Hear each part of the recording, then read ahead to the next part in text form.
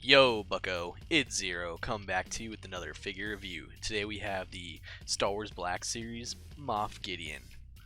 Now, it's been a while since I've opened any Imperial figures, so this is going to be a pretty fun one, but I've been waiting for a Moff Gideon figure for what seems like forever. As soon as I saw him in that last episode of the first season of Mandalorian, I knew that I wanted a figure of him because I knew he was going to become with the Darksaber. And he's just awesome. I love Giancarlo. All of his villain roles, they're so awesome. So seeing him be a villain, let alone a badass Imperial, hell, he's like baby Thrawn. So I've been waiting for this guy for a while. So let's go ahead and check out this box. Got Star Wars, the Mandalorian, Moff Gideon, side of the box. Got the Moff Gideon art. It's pretty nice right there. Moff Gideon in the back of the box. It says Moff Gideon again. Imperial Moff Gideon is fiercely determined to capture a specific quarry. Clever and formidable. Gideon values power and knowledge. Exactly like Thrawn. He is number 8. Star Wars The Mandalorian. I don't have the other figures. I don't have the other figures that come before that yet, I don't think. But the Stormtrooper does come after. The Remnant Trooper does come after him, so that's going to go ahead and line up like that.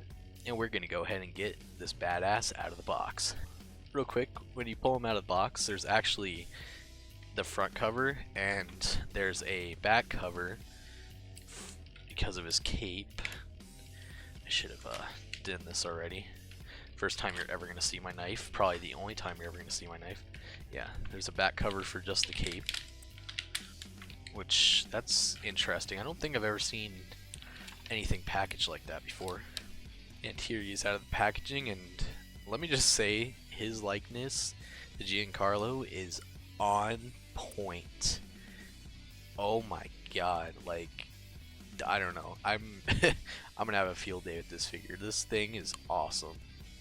I mean, that's all I could have hoped for and more. I was actually really worried when they first announced this figure that he didn't look right at all. He did not look good at all. I don't know, the renderings lately have been really weird to the point where like they don't look good in whatever their picture renderings are, but this looks a lot better in person. So hopefully Grief Karga is the same way, because I'm a little worried about how that one looked. But yeah, this likeness is pretty good. We're going to go ahead and drop into the accessories real quick. I'm just going to go ahead and start with this real quick. He does come with the cape, so that goes ahead and has a little hole right there, plugs into the back. Pretty simple stuff. That's not really coming off. I was kind of worried about it at first, but it's firmly in there. It's not going to go anywhere. I was very interested to see how they were going to do this cape, because some of the other capes we got just kind of like drape over the shoulders and then you can't do anything, but this is pretty cool. Secondly, here is Gideon's pistol. I don't know why I'm having like the worst time ever finding the names for the Mandalorian pistols, but here it is. It's actually very nicely sculpted. It looks exactly like the pictures I'm finding, so that's a plus. We really don't get to see him use this, honestly. I think, what does he use? Maybe like he briefly uses it? I don't know. You really don't get to see him use this at all, but it's still really nice to have. God, that looks very nice actually. And that goes ahead and just holsters right into here. And that's, oh wow, that's actually a really nice freaking holster. That's actually a really nice holster for like oh my gosh, it really looks like the leather is on there. Like the little, god damn, dude. I love that. Wow, the little like leather sewing. That's really cool. Get more into that later though, because we are getting to the final and arguably the most important accessory, the Darksaber. Now mine out of the box, it's a little wonky. I don't know why it came like this. I don't know, that's like kind of weird. But yeah, there it is. Let me go ahead and pull this off real quick. Yeah, there it is. Goes in and just pulls right out of there. And yeah, the white around the edge, that's actually not as bad as I thought it would be. I think they could have done a little better with it though, but yeah, it's okay. It's okay. It's probably as good as Hasbro could have done. I wish they would have done better though. I feel like they could have done better. But yeah, the hilt is beautiful though. Look at that. I think it just, yeah, this is pretty beautiful. Now my problem is, why the hell is it bent? Not sure. Maybe I'm sticking it in too far or something. I don't know. I don't know. Whatever. It looks pretty nice though. That's awesome. Now, I know you're probably wondering, what the hell is it gonna look like on some other figures? Let me go get some. And here we have the two figures in question, Mando and Sabine. And here it is with the current Mandalore. Actually looks, yeah, it works. I can see that, yeah. Like I said, this looks a lot better in person. I can see maybe wanting to paint white on the outline, but it looks pretty good, I would say. And just for shits and giggles, here's Sabine with the Darksaber, even though it's not even the accurate season, but yeah, it looks pretty good on both these figures. Honestly, like, even if you don't want Gideon to be holding the Darksaber, you could put it on one of these guys and it'll look pretty good. Alright, now getting more into this figure.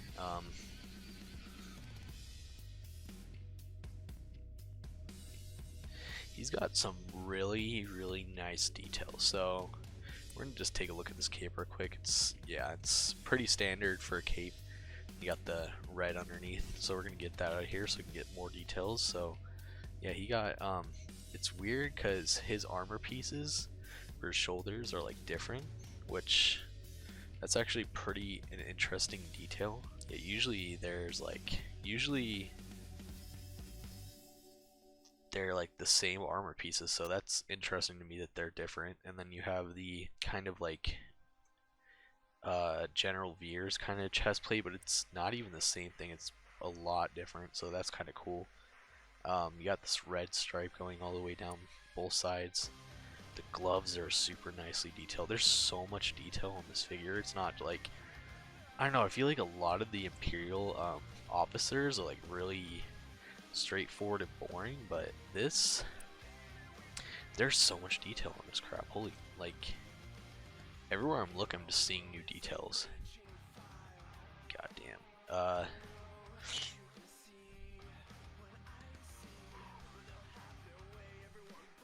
That's awesome. Yeah, the belt has very nice details on it all the way around.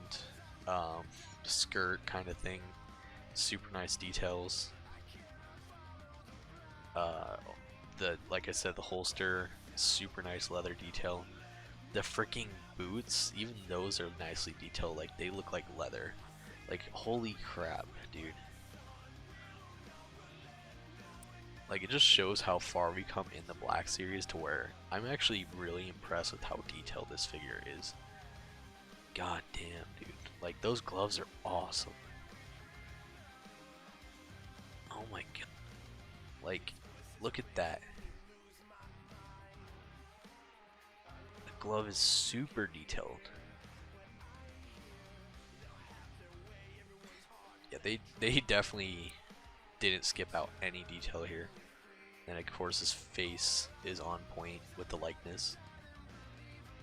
That's awesome.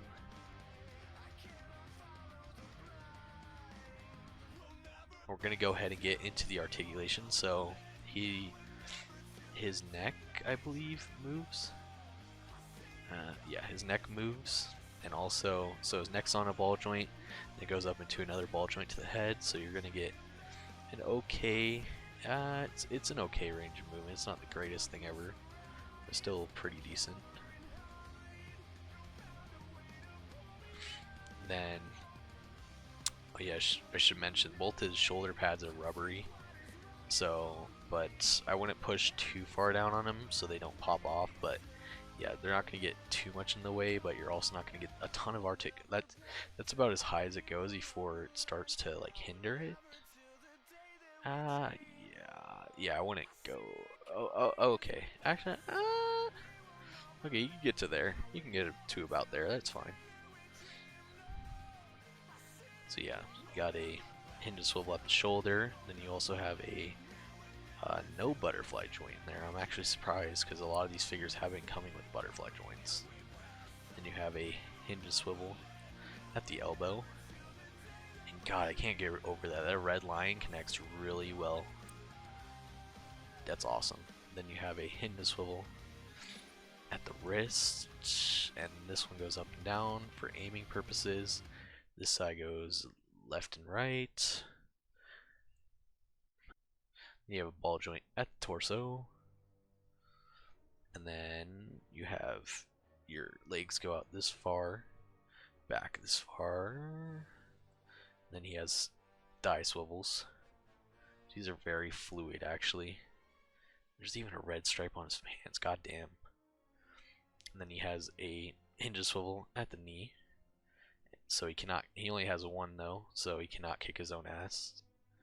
So single jointed knee, unfortunately. There is no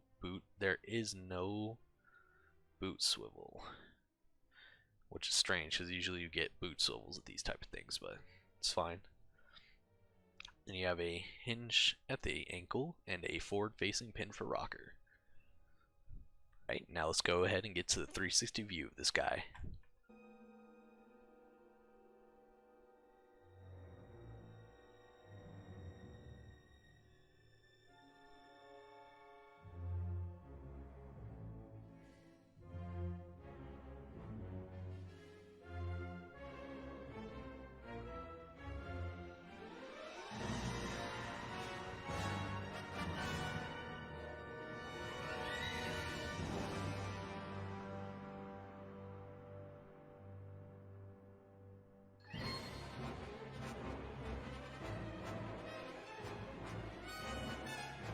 Now we're going to show him off next to some other figures. So for starters, here he is next to Vader and the Remnant Stormtrooper.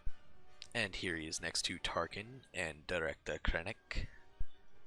And here he is next to Mando, Cara Dune, and Baby Yoda, Grogu. And as always, here he is next to Luke Skywalker Squawker. And honestly, this is a kick-ass figure. I don't know. It's really gonna be hard to find a good spot for him because I don't know. I might have to get another one though, because he is awesome. Darksaber is a nice addition.